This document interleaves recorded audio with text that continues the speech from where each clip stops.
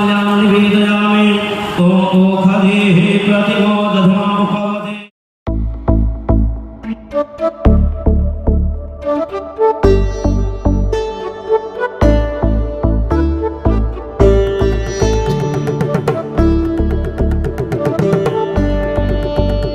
नमस्कार, आप देख रहे हैं न्यूज़ प्लस 21। मैं हूं आपके साथ ललिता चक्रधारी। 3 दिवसीय छत्तीसगढ़ के कबीरधाम भागवत पुराण में पहुंचे ज्योतिष पीठाधीश्वर जगतगुरु शंकराचार्य अविमुक्तेश्वरानंद सरस्वती महाराज ने एक पत्रकार वार्ता को संबोधित करते हुए कहा कि सब भारत को हिंदू राष्ट्र बनाने की मांग कर रहे हैं। यदि भारत को कुछ बनना ही है तो राम राज्य बनाने, इससे पूरे देश का कल्याण होगा। राम राज्य के अलावा ऐसे कोई दूसरा मांग किया ही नहीं जाना चाहिए। हिंदू राष्ट्र बनने से सभी धर्म जाति वर्ग के लोग बढ़ जाएंगे, लेकिन राम राज्य से सभी खुश होंगे। धरती का सभी जीव खुशहाल होगा। श्री राम जी के राज्य में कोई दुखी नहीं था। वैसे ही भारत को राम राज्य बनाना चाहिए। तथा ही स्वामी जी ने कहा कि धर्मांतरण राजनीति के लिए होता है। वहीं बजरंग दल के बैन पर कहा कि बजरंग दल में कुछ लोग गलत हो सकते हैं और कुछ लोग सही, तो संगठन पर बैन उचित नहीं है। जो गलत करता है उसे सरकार कड़ी सजा दे। महाराज के द्वारा सभी पत्रकारों को प्रसाद के रूप में मीठा व रुद्राक्ष का माला दिया गया। देखिए कवर्धा से डॉक्टर मिर्जा के साथ मेघा यादव और अंकिता शर्मा की रिपोर्ट। कवर्धा के भक्तों को आप क्या संदेश देना चाहेंगे? देखिए, कवर्धा जो है वो अब कोई सामान्य शहर नहीं है, वो धर्म राजधानी छत्तीसगढ़ की घोषित हो चुकी है। इसलिए यहाँ के रहने वालों को भी अपने उसी मर्यादा के अनुसार अपने जीवन को बहुत ऊंचा बना करके रहने की ज़रूरत है। धन्यवाद। बजरंग दल का जो प्रसंग इस समय चल रहा है, विशेष करके कर्नाटक राज्य से, जहाँ पर कांग्रेस की पार्टी ने ये कहा है कि हम अगर सत्ता में आएंगे तो बजरंग दल पर बैन लगा देंगे।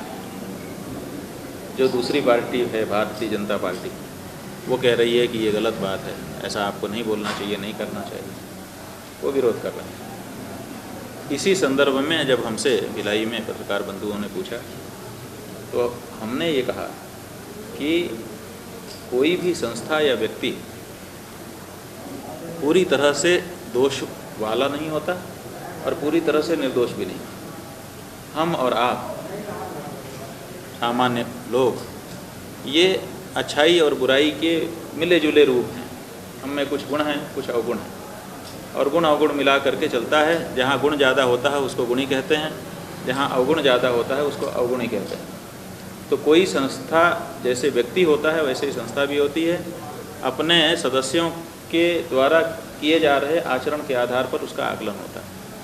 कोई सदस्य किसी संस्था का अगर कुछ गलत आचरण कर रहा है तो चाहे केंद्र की सरकार हो, चाहे राज्यों की सरकारें हों, सबको कानूनन उनके विरुद्ध कार्रवाई करने का अधिकार। बजरंग दल संस्था के कुछ लोग अगर कुछ गलत कर रहे हों तो आप उनके विरुद्ध कार्रवाई कर सकते हैं। उसके लिए संस्था को बैन लगाने की क्या ज़रूरत है? और संस्था को बैन आप लगाते हैं तो एक संस्था को बैन लगाते हैं, उस संस्था के लोग दूसरे नाम से संस्था खड़ी करके फिर से काम करने लग जाते हैं। उससे कुछ हासिल थोड़े होता है। तो ऐसी परिस्थिति में हमने ये कहा कि धारणा के आधार पर, धारणा क्या बन गई है? धारणा ये बन गई है क्योंकि पार्क में जो लड़के लड़कियां थे उनको इन लोगों ने सख्ती की कि ये भारत की संस्कृति के अनुरूप व्यवहार नहीं है।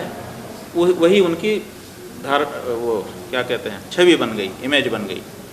और उसी छवि को लेकर के अब आप ये कह रहे हैं। तो हमारा ये कहना है कोई भी संस्था पूरी तरह से निर्दोष और सदोष नहीं होती है। इसलिए संस्था के ऊपर बैन लगाने की बात करना बिल्कुल गलत है। हाँ, अगर उस संस्था के कोई लोग कुछ गलत कर रहे हों तो उनके ऊपर आप कार्रवाई करिए, उससे पहले से आपको अधिकार प्राप्त है, कोई रोकेगा भी नहीं। अरे हम बहुत नियम से रहते हैं, धर्म से रहते हैं। अरे चलो गोलबंदी में हो जाएगा, गुण अवगुण नहीं देखे जाएंगे। हमारी गोल का है कि नहीं ये देखा जाएगा। और राम राज्य में क्या होगा? राम राज्य में न्याय, मारा हो चाहे बनाया हो, ये हम नहीं देखेंगे। काम कैसा है इसका? अगर गलत काम है, अगर लक्ष्मण भी गलती करते हैं तो राम उनको मृत्युदंड दे देते। ये राम का राज्य है। सीता के बारे में सुनाई देता है, सीता का निर्वासन कर देते हैं, राम का राज्य। स्नेहम दयाम च सौख्यम च यदि वा जानकीमपि आराधनाय लोकस्य। ऐसे ही तमाम अपडेट्स के लिए बने रहिए न्यूज़ प्लस 21 पर, आपके हक की बात।